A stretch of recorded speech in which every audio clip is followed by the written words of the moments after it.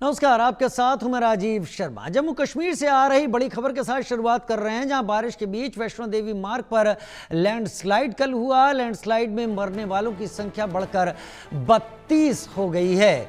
अर्धकुंवारी के पास बचाव अभियान अब भी जारी बताया जा रहा है।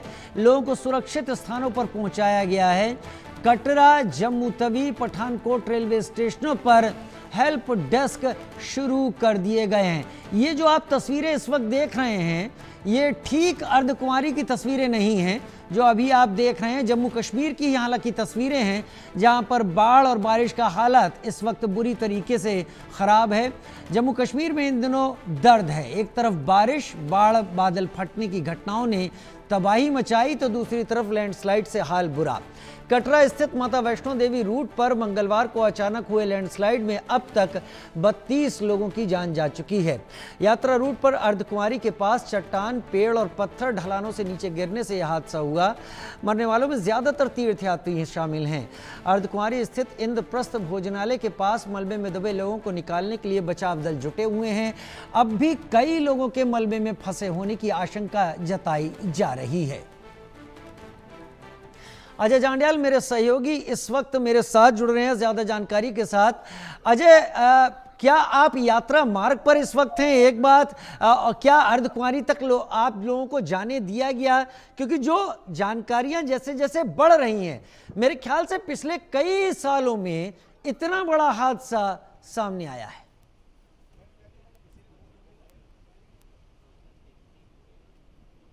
मगर इस बार जो ये बरसात आई है, ये प्रलय लाई है अपने साथ। और खासतौर पे अगर देखें तो पहले किश्तवाड़ में 60 लोगों की मौत हुई, 30 से ज़्यादा लोग लापता हैं। और उसके बाद ये हादसा होना वैष्णो देवी में, जहां माता वैष्णो देवी के दर्शनों के लिए गए श्रद्धालु जब वापस लौट रहे थे, वहां पर शेड में जो है वो विश्राम कर रहे थे, अचानक से एक हादसा हुआ और बड़ा लैंडस्लाइड जो हुआ और उसमें लोग दब गए। अभी तक 32 लोगों के मौत की जो है वो जानकारी मिली है। यह आंकड़ा बढ़ सकता है और कई लोग जो है वो घायल हैं, जिनको वहां पर नारायणा अस्पताल में भर्ती करवाया गया है। मगर जिस तरीके से ये हुआ उसमें कहीं ना कहीं इस चीज़ को लेकर सवाल है, संदेह है कि आखिरकार क्यों प्रिकॉशन नहीं लिए गए। श्राइन बोर्ड ने तो कहा था कि यात्रा सस्पेंड कर दी गई है, तो फिर क्या वो जो लोग वहां पर उस वक्त जिम्मेदारी संभाले हुए थे, उनका फर्ज नहीं था कि यात्रियों को समय पे वहां से रेस्क्यू करके पहले निकाल दिया जाए? क्योंकि इस चीज़ को बार बार आईएमडी डिपार्टमेंट की तरफ से कहा गया कि जो ये बाढ़ है या जो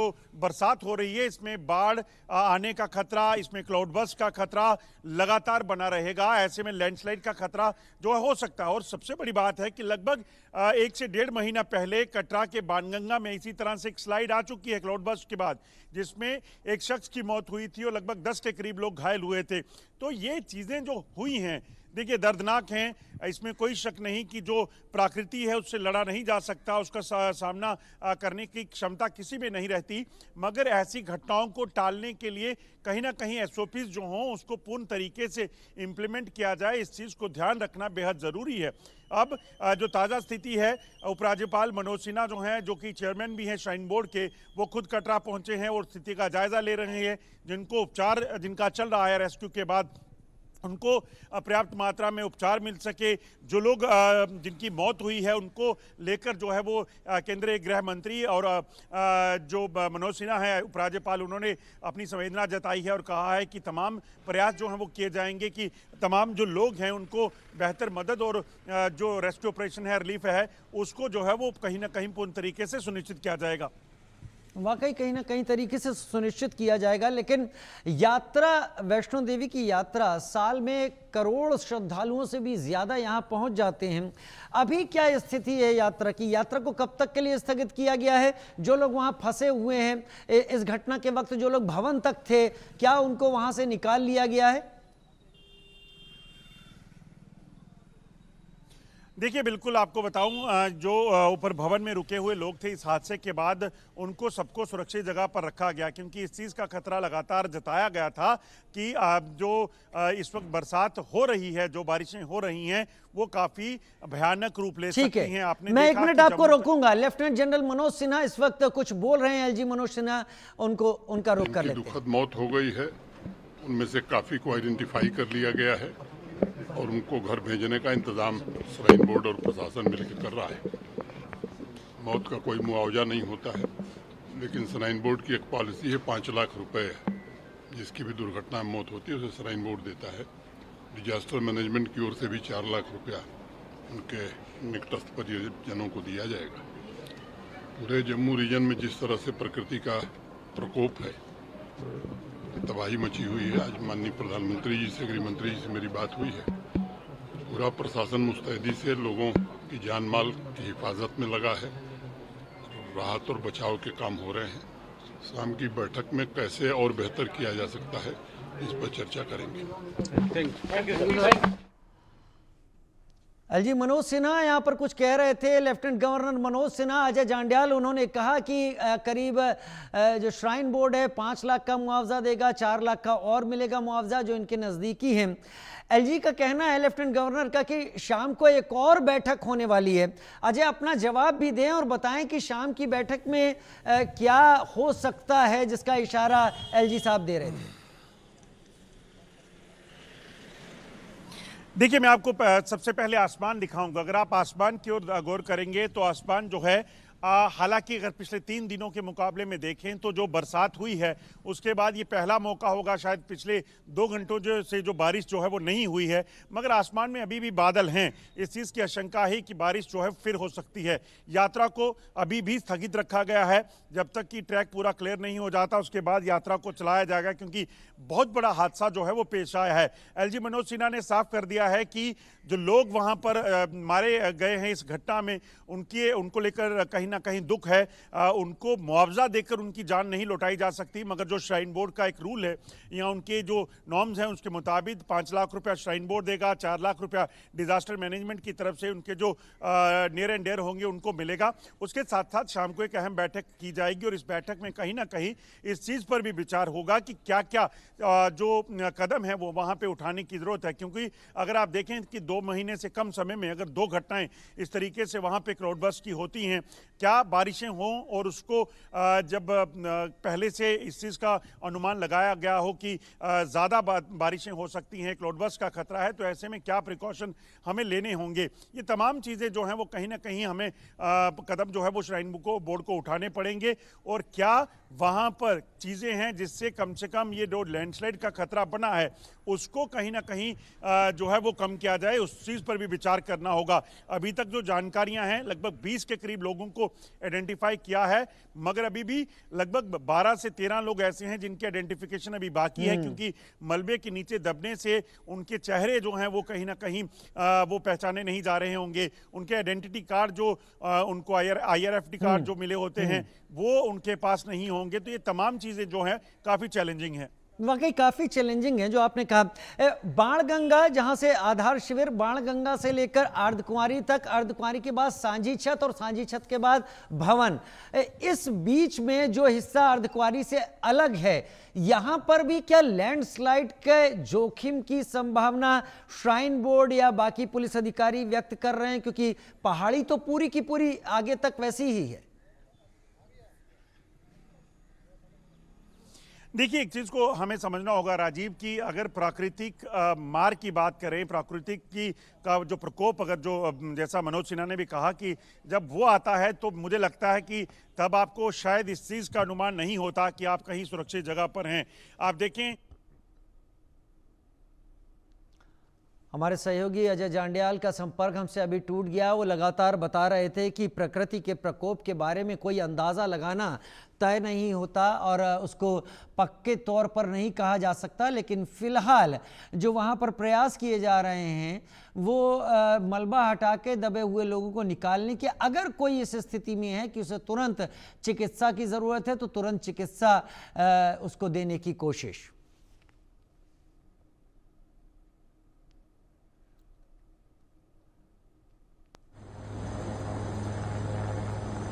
उधर भारी बारिश के कारण जम्मू कश्मीर के सभी नदी नाले उफान पर हैं। बादल फटने के बाद चिनाब नदी का जल स्तर बहुत बढ़ गया है।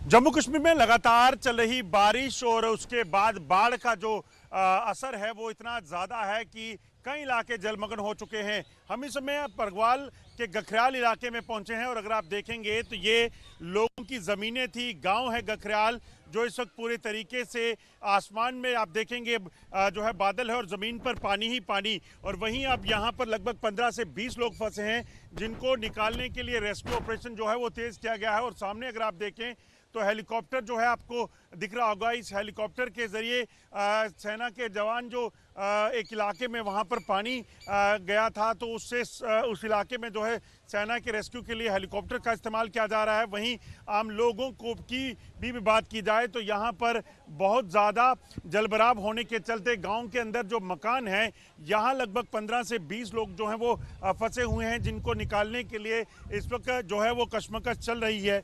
और लोग जो हैं कहीं ना कहीं चिंतित कि कब तक इन लोगों को जो है से निकाला जा सके। मेरे साथ कुछ गाँव के लोग हैं, उनसे बात करते हैं कि आखिरकार क्या सिचुएशन है। ये जमीन ही है लोगों की, दरिया तो पारली साइड में था, सारा उधर बांध टूट गया ना, उसकी वजह से सारा पानी इस साइड आया है। कितने घर हैं आगे, कितने लोग हैं जो फंसे हुए? लोग तो बहुत है, कुछ निकल आए हैं, कुछ एक दो आदमी उधर ही अब आ रहे हैं, कुछ पीछे हैं, हेलीकॉप्टर दोबारा निकाल रहे हैं उनको। कितने अभी मैं देख रहा हूँ एनडीआरएफ की टीम भी यहाँ आई है? हाँ, पहले की सुबह की आई हुई है, वो 8 बजे से। तो चल रहा है ऑपरेशन? हाँ, ऑपरेशन चल रहा है। कितने लोग हैं कोई बता? पहले फोर्स को निकाला ना उन्होंने, जो बॉर्डर पे फोर्स फंसी हुई थी, वो भी चनाब के किनारे में है, अंदर पूरी घुसी हुई, वहाँ से निकाला उनको, तो अभी ये लोग निकाल रहे हैं। खरियाल गांव का इलाका है मगर अचानक से जो जलस्तर बढ़ा उसके बाद एक बांध टूटा और बांध टूटने के बाद ये पानी जो है उसने कटाव शुरू किया और उसके बाद ये गांव के भीतर आया। और आप देखेंगे कि कई घर जो हैं इस वक्त जलमग्न हो चुके हैं, डूब चुके हैं और उनमें छतों पर बैठे हुए लोगों को बचाने के लिए इस वक्त जो है वो एनडीआरएफ की टीम जो है वो यहाँ पे आई है। मैं आप तस्वीर में आपको बताऊं कि एनडीआरएफ की टीम जो है वो भी यहाँ पहुँची हैं और वो रेस्क्यू ऑपरेशन के लिए लगातार लगी हुई हैं ताकि ज़्यादा से ज़्यादा और जल्द से जल्द लोगों को यहाँ बचाया जा सके। उधर जम्मू कश्मीर को देश से जोड़ने वाला चक्की दरिया रेलवे पुल खतरे में है। तेज बहाव से पुल के नीचे की मिट्टी खिसक रही है। जम्मू डिवीजन के डीआरएम विवेक कुमार ने चक्की नदी पर बने रेलवे पुल का निरीक्षण किया। पहाड़ी इलाकों में हो रहे क्लाउड ब्लास्ट और बरसात के चलते मैदानी इलाकों में पानी देखने को मिल रहा है। अगर बात करें जिला पठानकोट की तो पठानकोट में भी जितने भी नदियां नाले हैं दरिया है वो उफान में देखने को मिल रहे हैं। आपको बता दें कि बीते दिन भी लगातार दरिया उफान के चलते पठानकोट बमियाल सरहदी इलाके को जाने वाला रास्ते का संपर्क आपस में टूट गया था, जिसके चलते कई गांवों का संपर्क जो है पठानकोट शहर से टूट गया था। जलालिया दरिया में आए पानी के बहाव के कारण वहां के गांवों को काफी नुकसान पहुंचा है। अगर बात करें जिला पठानकोट की तो पठानकोट के हम इस समय चक्की ब्रिज के पास मौजूद है। आपको बता दें कि रेलवे की तरफ से जो है इस ब्रिज को बचाने के लिए काफी जो है कार्य किए जा रहे हैं। इसके नीचे जो है प्रोटेक्शन वॉल बनाई जानी थी, किंतु बरसात होने के कारण प्रोटेक्शन वॉल का काम बीच में ही रुक गया और जिसके कारण इस चक्की ब्रिज को काफी जो है नुकसान जो है झेलना पड़ रहा है। आपको बता दें कि रेलवे की तरफ से कुछ ट्रेनों को जो है डाइवर्ट किया गया है। जितनी भी ट्रेनें जो है जम्मू से जो दिल्ली जा रही है उनको पाया अमृतसर जो है डाइवर्ट करके चलाया जा रहा है और दिल्ली से जम्मू जाने वाली ट्रेनों को जो है जम्मू भेजा जा रहा है, किंतु रेलवे ब्रिज के ऊपर से निकलने वाली ट्रेनों की स्पीड जो है वो 10 किलोमीटर प्रति घंटे की रफ्तार से कर दी गई है। लगातार जो है इंडियन न्यूज की टीम जो है आपको ग्राउंड रिपोर्ट बता रही है। आपको बता दें कि जो मेन नेशनल हाईवे है 44 पठानकोट टू कन्याकुमारी तक, जो जम्मू से जो कन्याकुमारी तक NH 44 है, उसका भी एक ब्रिज जो है बाढ़ की चपेट में आने के कारण एक पुल को जो है अस्थायी रूप से बंद कर दिया गया है। उसको भी ट्रैफिक जो है डाइवर्ट करके एक ब्रिज के ऊपर से ही जो है अप डाउन की गाड़ियों को निकाला जा रहा है। अगर बात करें रंजीत सागर डैम की तो रंजीत सागर डैम में भी लगातार पानी का जो लेवल है वो बढ़ता जा रहा है। आपको बता दें कि रंजीत सागर डैम का पानी का लेवल 527 मीटर जो है उससे ऊपर चला गया और लगातार 1 लाख क्यूसिक पानी जो है रावी दरिया में छोड़ा जा रहा है। उसी के चलते आज प्रशासन की तरफ से बरसाती मौसम को देखते हुए जितने भी स्कूल और कॉलेज हैं उनको बंद कर दिया गया है ताकि आने वाले समय में किसी भी तरह का कोई नुकसान जो है पठानकोट को ना झेलना पड़े। इंडिया न्यूज के लिए वरुण कुमार, पठानकोट। उधर रेड अलर्ट के बीच हिमाचल में बारिश ने तबाही मचा दी है। कुल्लू मनाली से लेकर मंडी तक बारिश का कहर देखने को मिल रहा है। मनाली में घर, रेस्टोरेंट और दुकानें इस बाढ़ में बह गए। ब्यास नदी में ट्रक, कार और पिकअप तक समा गए। हिमाचल में 3 नेशनल हाईवे और 677 सड़कों को बंद करना पड़ा है। पिछले कई दिनों से तस्वीरें आप देखिए, पिकअप जो कि खड़ा हुआ था सड़क के किनारे, धीरे धीरे मिट्टी कटी और ये ब्यास के पानी में समा गया।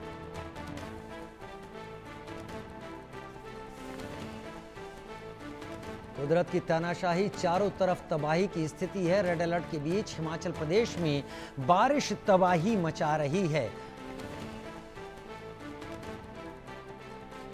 पुल टूट गए, पुल बह गए, रेस्टोरेंट, दुकानें, घर तबाह हुए। पिकअप अगर खड़े हैं सड़क किनारे तो वो भी कटान के चलते धीरे धीरे ब्यास दरिया में ऐसे समाये कि कुछ देर बाद पानी में उनका कुछ पता ही नहीं चला कि ये पिकअप आखिर गया कहां।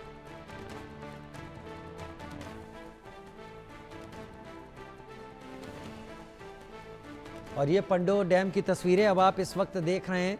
पंडोर डैम से 1 लाख क्यूसेक पानी छोड़ना पड़ा है कि पंडोर डैम ओवरफ्लो ना हो जाए, डैम पर कोई बड़ी आफत ना आ जाए, इसलिए इस पानी को छोड़ना पड़ा है पंडोर डैम से। जो तस्वीरें आप इस वक्त पंडोर डैम की देख रहे हैं, और इसके चलते सायरन बजाए जा रहे हैं इस वक्त। अगर हम इन तस्वीरों को और इनकी आवाज़ के साथ सुनेंगे, और सायरन इसलिए कि आसपास के किनारों पर रहने वाले लोगों को सचेत किया जा रहा है कि पानी की बड़ी मात्रा छोड़ी जा रही है।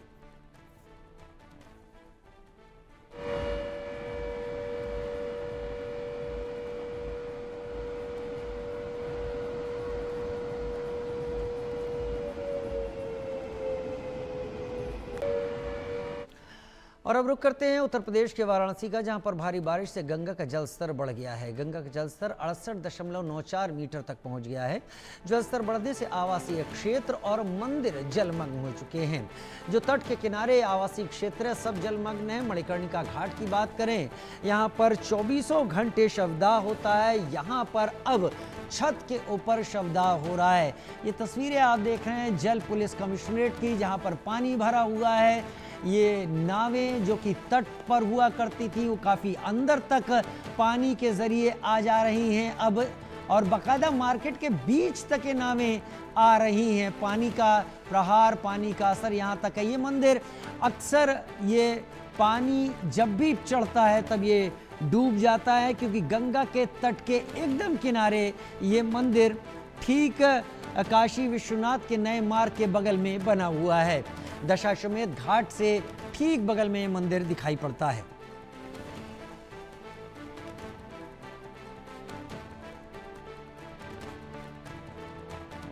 वाराणसी में एक बार फिर बाढ़ का संकट देखने को मिल रहा है। मैं जहां मौजूद हूं ये वाराणसी के नक्खी घाट का क्षेत्र है, और एक मकान से निकल रहा हूं जो वरुणा नदी के किनारे है। न केवल गंगा नदी बल्कि उसकी सहायक नदी वरुणा का जलस्तर भी तेजी से बढ़ रहा है। बाढ़ का कहर इतना तेज है कि जो चेतावनी बिंदु है उस चेतावनी बिंदु से 4 सेंटीमीटर पार गंगा नदी बह रही है। तस्वीर आप देखिए, लहरों को देख के ये अंदाजा लगा सकते हैं कि बाढ़ किस तरीके से है। और वही तस्वीर साफ दिख रहा होगा, जो लोग हैं अपने घर से सामान निकल कर बाहर निकल रहे हैं। जानवर है, बकरी पीठ पे लादे हुए हैं और उसे सुरक्षित स्थान यानी कि ऊंचे स्थान पे ले जा रहे हैं। मजबूरियां भी हैं क्योंकि बाढ़ का संकट लगातार बढ़ रहा है। इसके पहले जो बाढ़ आया था वो लगभग सामान्य हो गया था, बाढ़ की पानी अपने जगह चला गया था, लेकिन बीते 2 दिनों में ये बाढ़ का संकट देखने को मिल रहा है। रफ्तार काफी तेज है। कल जो रफ्तार था वो 9 सेंटीमीटर प्रति घंटे की रफ्तार थी, और आज सुबह जो केंद्रीय जल आयोग ने ये रिपोर्ट दी है उसके अनुसार 4 सेंटीमीटर प्रति घंटे की रफ्तार से बढ़ रहा। हम उन्हीं से बात करना चाहेंगे। एक बार फिर बाढ़ का संकट आपको देखने को मिल रहा है। एक बार आया था, अपने जगह पर चला गया। ये 2 दिन से फिर बाढ़ में आ गए हम लोग। तो आप लोग कहाँ जाते हैं यहाँ से? यहाँ से चिरकुट स्कूल में जा करके रहते हैं, वहाँ पे खाना दाना सब मिलता है, वहीं पर रहते हैं। कितनी परेशानियाँ होती हैं? बहुत काफ़ी परेशानियाँ होती है सर। सरकार के द्वारा क्या मुहैया कराया जाता है? सरकार के द्वारा मुहैया यही कराया जाता है कि खाना पीना मिल जाता है। आप जरूरी सामान सब निकाल चुके हैं? जी हाँ। तो देखिए, सामान लोग बाहर निकाल चुके हैं और घर से ऊंचे स्थान यानी कि जो सरकार के द्वारा स्थान दिया गया है वहां पे जा रहे हैं। बगल में चित्रकूट स्कूल है, वहीं पे स्थानीय लोग रहते हैं और ये लोग भी अपना सामान लेकर वहीं जा रहे हैं। यही वजह है कि घाट का जो संपर्क है वो टूट चुका है। लगभग 84 घाटे डूब चुके हैं और जो चिताएं हैं वो मणिकर्णिका घाट पर छत पे जलाए जा रहे हैं और हरिचंद घाट पे गलियों में चिताओं को जलाया जा रहा है। अब दुश्वारियां एक बार फिर काशी के लोगों के पास आ खड़ी हुई है। चाहे वरुणा नदी हो, चाहे गंगा नदी हो, किनारे रहने वाले लोग अब पलायन को मजबूर हो रहे हैं। आकाश यादव, इंडिया न्यूज, वाराणसी। उत्तर प्रदेश के कई जिलों में भारी बारिश से बाढ़ जैसे हालात हैं। प्रयागराज की बात करें तो गंगा और यमुना पिछले 2 महीने में चौथी बार उफान पर हैं। 12 मोहल्ले ऐसे हैं तट के किनारों पर जहां पानी भर चुका है। 450 से अधिक घर के डूबने की खबर है। इसके अलावा 3 लाख से ज्यादा की आबादी पर बाढ़ का खतरा मंडरा रहा है। गंगा का जलस्तर यहां पर 80.82 मीटर तो यमुना का जलस्तर 82.85 मीटर रिकॉर्ड किया गया है। इसी रेलवे के पुल के नीचे पूरा महाकुंभ शहर बसा हुआ था और अब आप तस्वीरें जैसे ही थोड़ा दिखेंगी आपको तो नीचे पानी है और बाढ़ का नजारा। और उधर छत्तीसगढ़ के सुकमा में एक बड़ा हादसा हो गया। पानी के तेज बहाव में एक कार बह गई। हादसे में कार सवार 4 लोगों की मौत हो गई। तमिलनाडु के रहने वाले थे चारों कार सवार। छत्तीसगढ़ के बस्तर संभाग में बीते 2 दिनों की बारिश ने रौद्र रूप धारण कर लिया है। लगातार बारिश हो रही है जो रुकने का नाम नहीं ले रही। सुकमा जिले में बारिश से शबरी नदी का जलस्तर बढ़ गया। पानी के तेज बहाव में एक कार बह गई। इस हादसे में कार में सवार 4 लोगों की मौत हो गई। बताया जा रहा है कि ये सभी लोग एक ही परिवार के थे।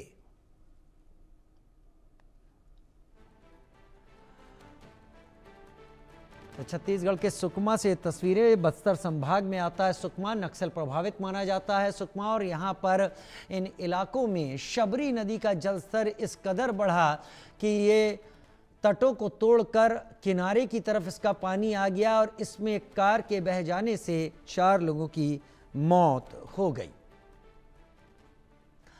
अब खबर कोटा से आ रही है, राजस्थान के, जहां पर भगवान गणेश के पोस्टर पर एक विवाद हो गया।